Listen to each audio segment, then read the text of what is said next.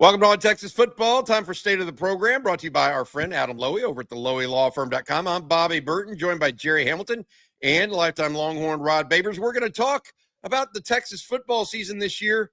Has it been a success, or is it TBD, to be determined? And much of that determination based on how the Longhorns play on Friday against Texas A&M, an undefeated team. Steve Sarkisian has a lot of questions about his tenure in Austin right now.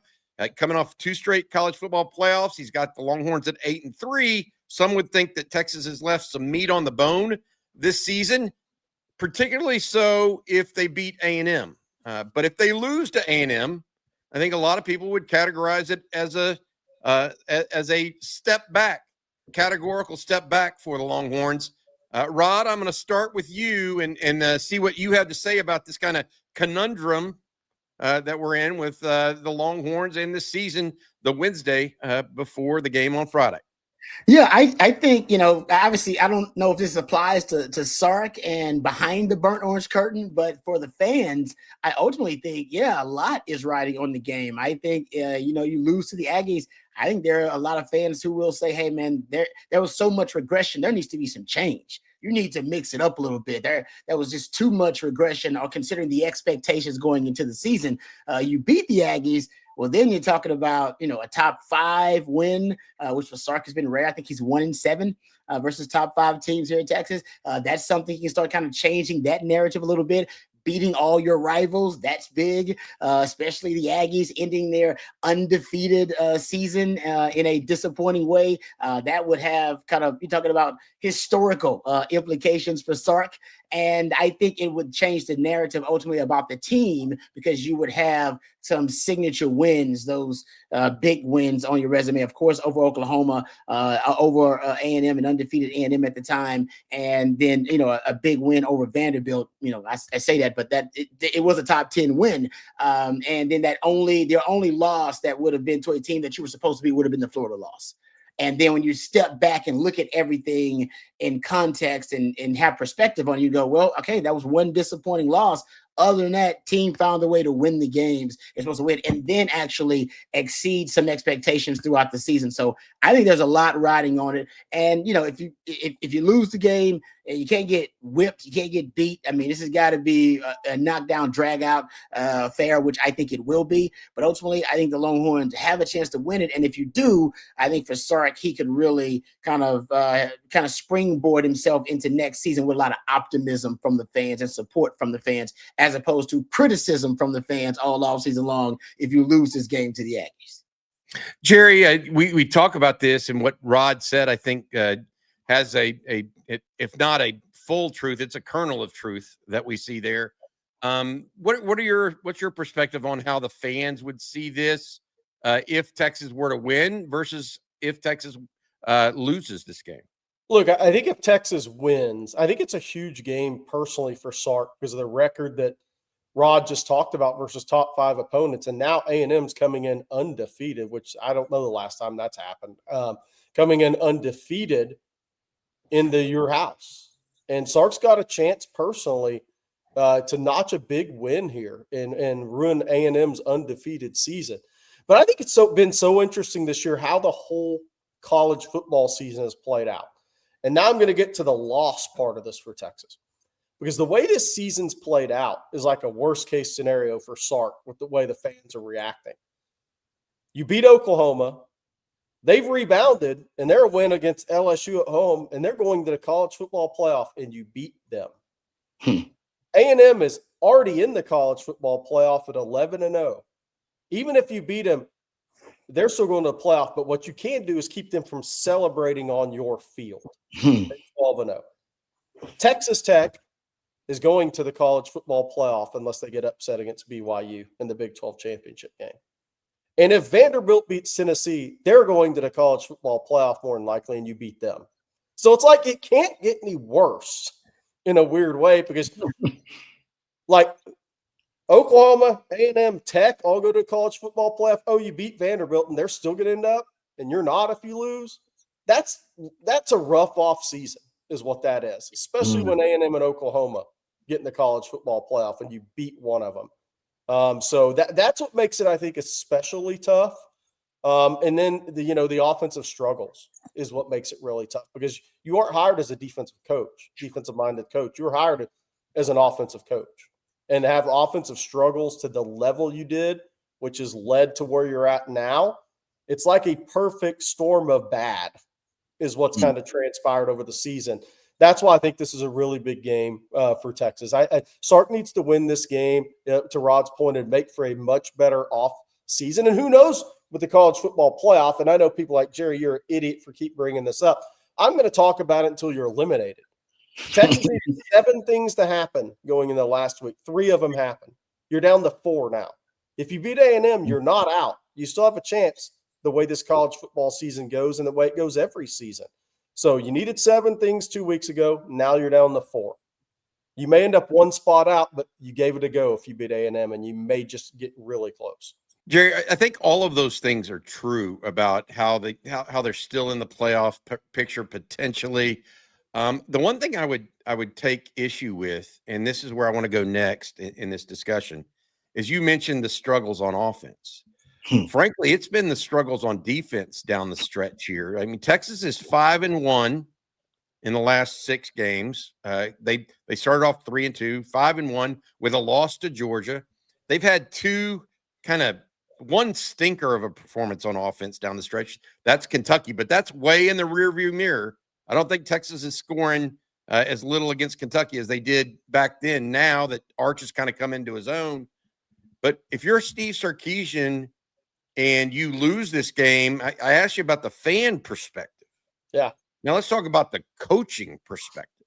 I mean, what is Sark's thought process in the offseason? Is it got to make changes on defense? Is it got to go get some big guys in the portal on the offensive line?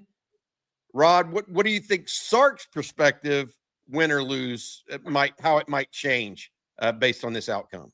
Yeah, I mean, I know some people are clamoring for changes already.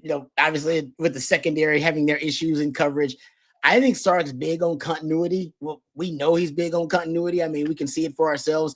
I don't think you're going to see, just because you saw one season where Texas had some struggles, where the O-line was problematic for them in the secondary. I don't know if you see changes in the coaching that drastically just after one season of sample size for Sark. I could be off about that, and I could be wrong. Maybe he decides, no, we have to make changes from what he saw. I don't know if you see that. Now, could the A&M game ultimately change that determination? Maybe, but I don't know if you're going to see the secondary struggle as much or the offensive line struggle as much, just because I think at this point in the season, Sark understands what he has in the offense and their limitations, and I think he's coaching around that, and his coaching is being influenced by that. And I think on defense as well, that's why you got the youth movement now in the secondary. Honestly, that's what they're saying, man, I'm going to let these freshmen play.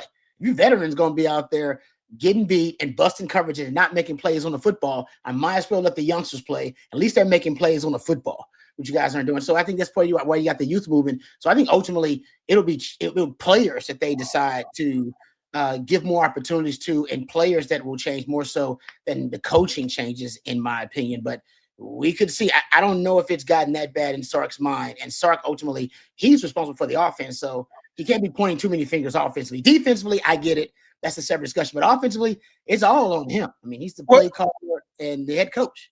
Here's the question I have. Does this game even portend one to create that visual for him? Is this one game enough of a sample size? If you lose, what's that, Rod? You get embarrassed, and that's the reason you lose. Let's say the O-line gives up 9 sacks, and then you get embarrassed and blown out, and everybody's like, man, the O-line just got, they got dominated and they gave them no shot. Then maybe Sark decides, okay, I got to use, or the secondary. Maybe you get torched by Concepcion and Craver. Both of those guys get over 100-something yards receiving, and you had no shot because your secondary just couldn't hold up. I don't think that will be the case, and I don't think Sark will be, that hasty. I don't think he would make a change just out of one embarrassing, shameful performance from either phase or from either unit. But like I said, I could be wrong about that, but I don't see Sark he doesn't strike me as that kind of guy. Jerry, you seem to be different on this. Well, I think there's one thing that could force change: your rivals dancing in your end zone enough. Dancing in your end zone. Like, there's collies all over the world licking their chops right now. Yeah. Like they just ate Farmer's Dog best recipe That's food. I mean, there is a thought that these guys could be dancing in the end zone come Friday night. And if that is one thing that can force your hand, and it may not always be your decision, it may be the people that are in the stand saying, hey, dude, something's got to give. So you get to Rod's point, you can't get, if you give up 500 yards and 40 points or something crazy like that, there's going to be change because it's going to be too much pressure because your rival, because people are going to be look at you and say, hey man, this guy in year 2 just went 12-0 and they were dancing in the end zone against us. Change it. Period. Yeah, I think there's some validity to that. I think it would be self-imposed, though, by Sark. Not necessarily pressure on Sark to do so as much as he's looking back, and you said 500 yards. That would be giving up 500 yards 2 consecutive weeks in a row to historical rivals in Arkansas and A&M. That forces change. That to Rod's point, that's more of a sample size and data point as opposed to a hasty reaction. Yeah, but we'll see. I've got a couple questions more on the same kind of topic that I want to get with you guys and see what y'all think. But first, I want to say thank you to our sponsor. Each and every state of the program is brought to you by our friend Adam Lowy over at the Lowy Law Firm. If you've been injured in a car wreck, truck wreck, automobile accident of any kind and think you might be due compensation, make sure you reach out to Adam and his firm at loweylawfirm.com. They'll give you a free, no strings attached consultation. Again, that's loweylawfirm.com. Thank you, Adam, for your sponsorship of On Texas Football and the Texas Longhorns as a whole. All right, next thought on this, Rod, and I'm going to go to you on it. What are the things that Texas knows they need to do in the offseason, regardless of the outcome? Jerry, you've mentioned downhill running attack. And so that means a big back. That means better up the middle of the offensive line. More experience. They're graduating 2 of the 3, by the way, in Cole Hudson and DJ Campbell. Are any of those young guys, Nick Brooks or Nate Kibble, ready to go? They don't have a big running back right now. Cedric Baxter just hasn't improved the way they had hoped physically. And you can't really wait on that. I mean, what are the things, Rod, Texas needs to do regardless of the outcome of this game, in your opinion? That's good. I think defensively, I think they're already kind of doing it. Like I said, the youth movement makes sense because you're going to lose so much in that secondary potentially anyway. So give those young guys a chance so they can get a head start, if you will, on next season. I still think I would go after a really good DB in the portal. If I could find a guy that's a proven commodity at the power 4 level, that's, it's got some position flexibility and versatility that can manufacture depth for you. I would go after somebody who's got some experience in the secondary if possible. Also, I think you got to continue to build around Arch, and what's weak around Arch is what you look at, right? What's weak around him and the offensive line. And I know how they feel about, the offensive line, and they didn't do much in the portal or do anything in the portal as it relates to the offensive line. But I still think you got to look potentially to improve there and upgrade there. That's the weakest point on your team. I say that with the secondary now in a tailspin, but the weakest point on your team all season long has been the offensive line. You're still like 115th, I believe, in pressure rate allowed, stuff rate allowed. You're outside the top 100. So it's affecting your running game. It's affecting your passing game. So I'm telling where this team would be if their offensive line was just average or slightly below average. So I think you got to look at that too in terms of what's my big offseason projects. I think you're looking at the 2 weakest elements of your team right now. How's my secondary going to look? How's my offensive line going to look? What do you think, Jerry? What do you think they have to do? Next year's schedule is just about as difficult as this year's schedule, if not more so. I mean, so that's the thing about it is if the players change, the results better not stay the same. That's the one thing we know about coaching, and I'll keep saying it. But look, I think there's got to be whether it's schematic or what, there's got to be a more physical meeting the SEC mindset on the offensive side of the football. Because look, I mean, I don't know who's going to win the A&M Texas game. I mean, it's in Austin, it's a night game, but Elko's built a more SEC team, downhill power running attack, play action off of it, and then they built the wide receiver core that's built for the SEC success traditionally. And I think Sark's got to start leaning in that direction. So he's going to have to do what he has to do versus what he wants to do, I think. And so that's going to lead to, I think, the way they look at some of these guys in the portal or whatnot. I think linebacker, I think it's a big one. I love the talent linebacker. I think they got to go get experience at linebacker. In the portal, I agree with Rod at corner. I mean, look, the season for LSU didn't go how they wanted it to, but Mansour Delane out of Virginia Tech was a difference maker pickup. He's a first, second round corner. And you saw what Makuba did for Texas. You have to go get one or two of those guys, whether it's at corner, depending on what they do with Grayson Littleton.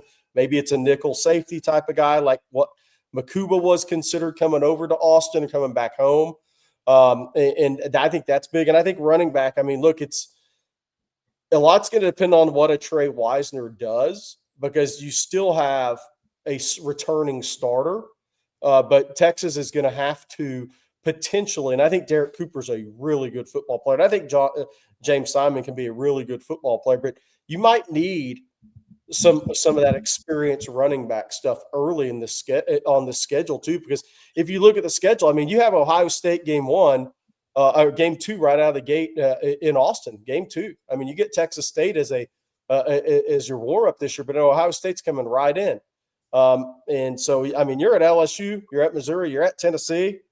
I mean, you're at A&M next year, and you have Ole Miss and Florida. So this schedule may be tougher, Bobby. It's what you said earlier, maybe tougher than last year. So they have to be able to put this thing together at the needs they have. And I'll say another one is kicker, because Jake Collette's a very talented high school kicker, but that doesn't mean year one you want him on this schedule. You want to give him a year. Now, Bukowskis is a different punter. I was watching tape on him. He's ridiculous. I think as a punter, you can step in, but that's different than being a kicker on the schedule Texas is going to face. So I think it'll be interesting to see what they do at kicker. I wouldn't be surprised if they go to the portal there. Yeah, I think there are numerous individual needs. An over-the-ball defensive tackle is probably one that's got some experience. As it relates to that downhill physical rushing attack you're talking about, Jerry, I do think that they need help at center guard for next year. I don't know if Connor Robertson's how he's performed in these last several games to see if he may be the incumbent there and if they stick with him, but we'll see. But 2 guards are gone. DJ Campbell's gone, Cole Hudson gone. But I would challenge you a little bit on the mentality has to change, because I do believe that Sark was committed to a downhill rushing attack when he had Jonathan Brooks, when he had a healthy Cedric Baxter, when he had a healthy Roschon Johnson. The issue has changed when he hasn't had a big running back. He was committed to it at Alabama when he had Najee Harris. And what we've seen these last 2 years have been issues, in my opinion, not just with the offensive line. So I'm not putting it all on the running back, but they haven't exactly had their ideal running back either. And so whether that's a Derek Cooper, who's a bigger back or bigger style back, or a James Simon that gains some more armor, like Rod likes to talk about, I think that running game it's twofold. It's the offensive line's not moving people, and the running back is not making up for it up the middle of the defense. So how effective can play action even be? If linebackers aren't scared of either aspect, right? How do they even go that far? And so there are a lot of aspects I think that Texas needs to address this offseason, all of them. And what I think this portends is perhaps a little heavier work in the portal than maybe most people are considering right now. I really do think that Texas is going to have to do this. I also think Texas is going to have some attrition that's unexpected at times. Yeah, But that's the nature of college football. And here we are, year of our Lord 2025. Yeah, the only thing I'll say, you have to throw out all Nick Saban stuff because Nick Saban saying, I'm going to be a physical downhill run guy. You call your plays off of that if you want to be here. So that's the one difference I would say. Yeah, that is. But I mean, they had a very successful run game with Jonathan Brooks and with Bijan Robinson and Roschon Johnson. So I disagree that Sark just willingly abandons the run. I think that he goes away from it too quickly. But the problem with it is they haven't seen success running inside against anybody at any time. Even against Georgia, it was off tackle. It wasn't up the middle of the defense.